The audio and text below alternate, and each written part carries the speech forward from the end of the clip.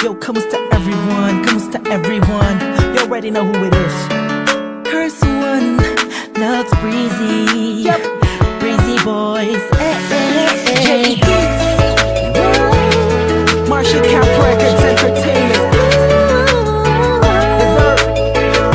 Nabihag mo part 2. Rock criminal. Nervous na night, ako'y nasa isang daddy session. Kasama ang mga Breezy boys, may konting conversation. Kamusta Don? Kamusta Blake? Kamusta Lux? Kamusta Snake? Masaya ako't magkakasama tayo ngayon. Pero paabot mo na ng stick ng Malboro na pula. Mali puti pala, pero di na ako magpapaligoy-ligoy pa. Sabi ko sa'yo may sasabihin ako mamaya.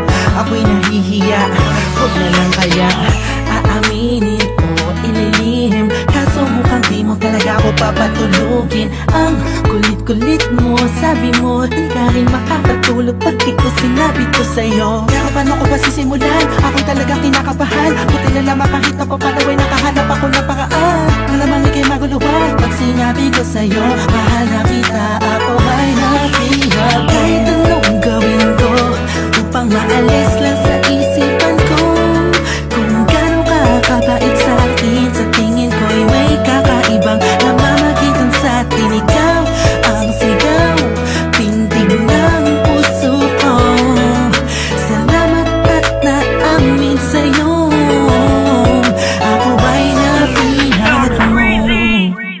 Binapangako ko kung makikita kita ay hindi na magdadalawang isip sabihin na ako yung dati na sa'yo'y nakatingin. Pwede ba akong lumapit? Pwede ko bang sa'yo tanungin na di ba ikaw yung babaeng anghel na dumaan sa aking harapan? Para bang mabubang talagang ganyan ng pakiramdam ko kasi ako'y inag na at nahulog sa pangalawang pagkakataong hindi ko na palalampasin ang bawat tugto ng kabanata nating dalawa kung saan una tayong nagtagpo.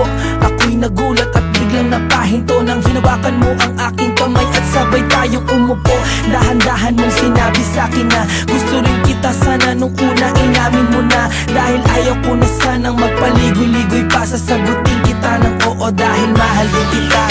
Kahit anong gawin ko upang maalis lang sa isipan ko kung gano'n ka kabait sa akin. Sa tingin ko'y may kakaibang namamagitan sa atin. Ikaw ang sigaw, pintig ng puso ko.